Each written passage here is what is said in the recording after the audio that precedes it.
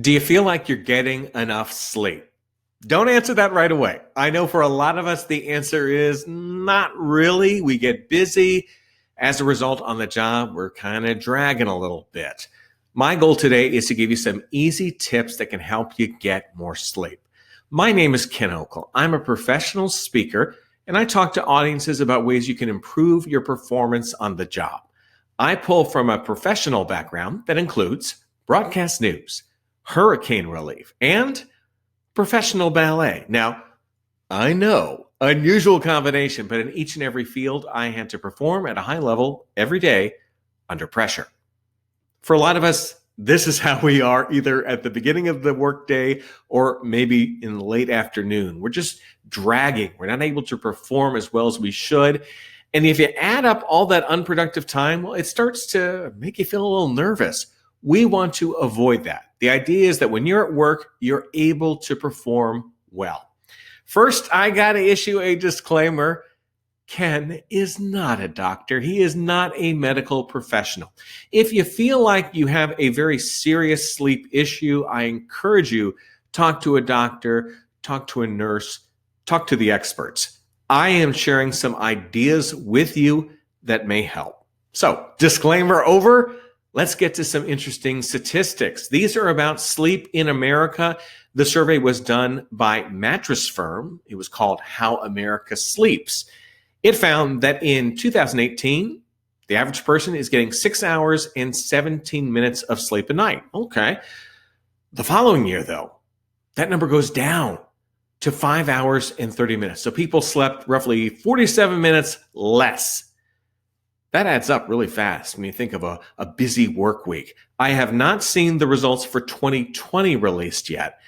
With the pandemic, a lot of us were working from home, so maybe we didn't have to wake up as early. But we also had a lot of other stressors related to the pandemic that may have affected your sleep. I know I felt a lot of them. So keep this in mind. We're sleeping a lot less. Eventually, you pay the price for that. Ideally, you want your bedroom to be the place where you are sleeping and not your job. Now, I'm not saying that you're necessarily pulling out a pillow at work, but you have those moments where you're just not as sharp as you should be. Your goal should really be you're performing well on the job. You're able to answer and respond to unexpected challenges that come up. You're ready for anything. You're able to perform. That's the goal. So to get us started, I want you to really think about over a week or two. What's the number? What is the number of hours of sleep that you need to get every night so that when you wake up, you feel rested? So think about that number. It might be 7 hours, it might be 8, might even be 9 hours. What's that number you need? And not just the number that you need Monday night, but also Friday night. So try to find that number. That now becomes your nightly goal. That is the thing that you want to try to hit every night. In order to do that, you may have to do a little bit of math. So if you have to wake up at, let's say, 6 a.m. every night, you need to get at least 8 hours of sleep. Well, do the math and figure out when do you need to get into your bed in order to get that many hours. For a lot of us, this can be a challenge because there's a lot going on in the world. We like to watch late night TV. You're going to have to decide whether you need to turn off those screens and put off things till another time. I know there's a lot of good TV to watch. There's always some other website that you can click on.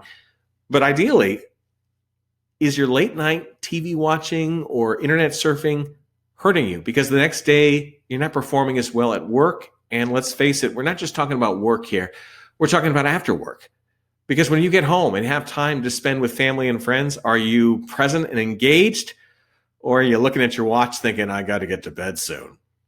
Really decide what is it that you will be willing to give up to improve the quality of your sleep and the amount of sleep that you're getting every night.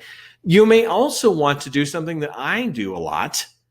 Let's give myself time to unwind. I need probably 90 minutes to 2 hours to unwind and decompress from work.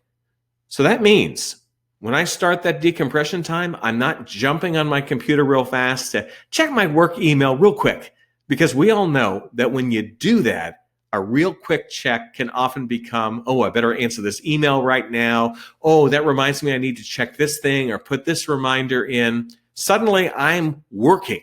It's now work time instead of unwind time. I find it's very important for me to do something that relaxes me, listen to music, maybe watch some TV, do things that will allow me to relax. Otherwise, I might go to bed early and yet I'm just awake because my mind is still active. So unwind if you need to. I find this tip works really, really well. And you want to really pay attention to, if you're getting more sleep, do you feel like you're more prepared to go on the job? Where if you start the morning with an unexpected meeting, you're able to be an active participant in it. There's some sort of challenge that appears, you're able to answer it. You're not in that situation where you need 2 cups of coffee really fast in order to perform. You're there, you're able to go. You don't say, oh, I better put this task off till later in the day when I'm more fresh and aware. No, you're there. That's the goal. And I think that has tremendous value. And think about all the things that you can get done on the job. If by the time you get there, you're ready to go. Really keep that in mind. Because our days are often a bit of an adventure. We don't know what's coming. We don't know when we may have to give an unexpected presentation or pull up a special report. You need to be sharp on the job. If your job is the thing that allows you to do other things you enjoy, you want to make sure you're maximizing your performance on that at that time. And ideally, sleep can be one of the things that's a major difference maker. So really decide to make a commitment to getting more sleep. Don't just think about it. Change some behaviors, change some practices, and I think you'll start to see some results. Hope you've enjoyed these simple little tips that I've given you. Again, not a doctor, but a professional speaker, as you can see there. I give leadership keynotes. If you want to find out more about them, go to my website, kenokel.com, just like my name.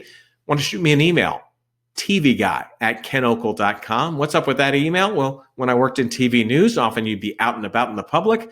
Someone would recognize you. They'd want to say hi. They wouldn't know your name. So they just yell out something like, hey, TV guy. And of course, I welcome you to connect with me on all the social channels, which are right there below. Thank you so much for watching. These simple suggestions, I think, can make a big difference as you work to get more sleep. Have a good night. I'm Ken Okel. Take care.